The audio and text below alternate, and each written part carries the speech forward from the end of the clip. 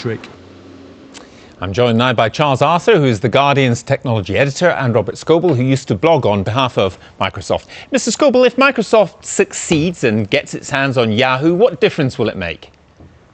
It'll bring a lot of interesting brands into Microsoft's family, and it gets Microsoft onto the web in a big way that they just haven't been there. The search technology at Microsoft has failed to get market share, and they've just failed to be interesting in the space. Now they're really interesting all of a sudden.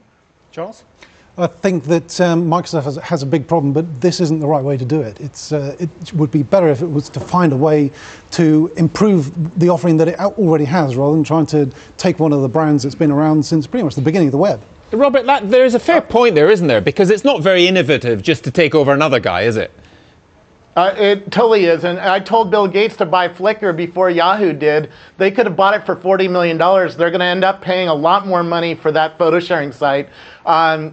You know, and you can make a list, go down the list, you know, upcoming.org, which is an events site, you know, email. They're getting a huge audience with email. Hotmail has about 250 million users in the last 30 days. Yahoo has about 300 million users. So you add those two audiences together and you get a big audience share. How is this actually going to work in terms of a merger, do you think, Charles? Because mergers are fraught, aren't they? I mean, think of Daimler Chrysler. All mergers are difficult. Generally, mergers fail, and I think there are three problems with this idea of a merger. First is just the money thing of it. Microsoft has said that in this $44 billion, $22 billion is going to be cash. Microsoft only has $19 billion in the bank, so it's going to have to borrow billions of dollars at a time when credit is tight. The second is that the underlying technologies that the two companies use are very different, and if Yahoo is migrated over to the Microsoft technology, that'll be a real mess. The third is the culture. The culture at Microsoft is very different from that at Yahoo, and I suspect that a lot of people at Yahoo are already prepping their CVs and sending them off to Google. Robert, what do you make of those, particularly the questions of the culture and the lack of synergy? I pointed that out on my blog today, that the culture is going to be a problem. I mean, I worked at Microsoft and I've hung around Yahoo quite a bit in the last year and a half. And the cultures, they talk differently and they behave differently and they have different values. And that's going to be really tough for them to get together. I would expect that, you know, at Microsoft, they're going to cut people from either teams when they put teams together. Certainly, why would you need Hotmail and Yahoo Mail? You know, join those together, and that's going to bring a lot of tension. Well, Charles, that raises the other point about mergers, which is that when companies merge, they spend the next year or 2 years trying to sort out these problems rather than getting on with building the business. So that's true, isn't it? I think that the fact that Microsoft is going to have to borrow this money will mean it'll have to squeeze really tightly on its financials, and that's going to mean that heads are going to roll within Yahoo, within Microsoft as well.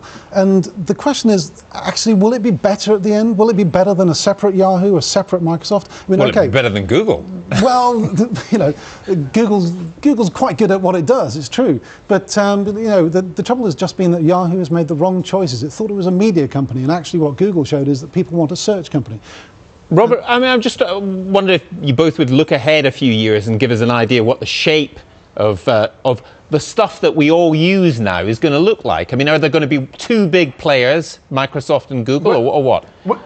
Well, the real argument is over this little device, you know, over your mobile phone, your iPhone or your Nokia phone. And I'm finding that I'm using Google more and more on the mobile phone because of the features in its products.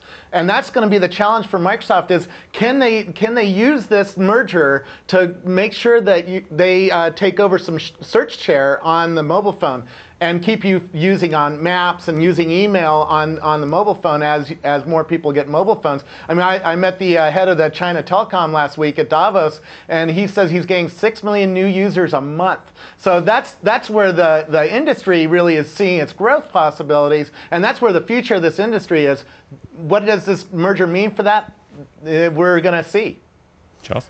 Well, I think that what might happen is that it might actually all explode. Microsoft will suck in Yahoo, they'll fight like cats in a bag, and eventually they'll actually fall apart, and Microsoft will perhaps even fragment. Which has also happened in other mergers too. Which would actually be one of the best things that could happen for Microsoft, would be for it to split apart into all its component pieces, and they would all be really interesting companies. Well, are you saying that this merger is not particularly good for competition, but the splitting apart would be good for competition, and therefore would be good for the customers? Splitting apart would be fantastic. Actually, if Microsoft was to split itself into one bit which wrote operating systems, one bit which was fighting for the search market, one bit which was writing things like Office, which are applications, actually that would be one of the best things that could happen for the internet. Robert, briefly, I saw you nodding there. Do you agree?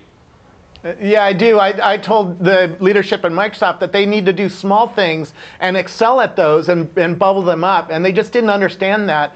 But they're incompetent at building search, at building the big boil the ocean approaches anymore. They need to get some small wins and bubble those up. And that, I don't know that they have time anymore, because Google's already running on to the next thing, which isn't search. Google's going after maps and all sorts of stuff on the mobile phone. That's leaving Microsoft in the trail. Okay, thank you both very much. Now, today's word from our Newsnight political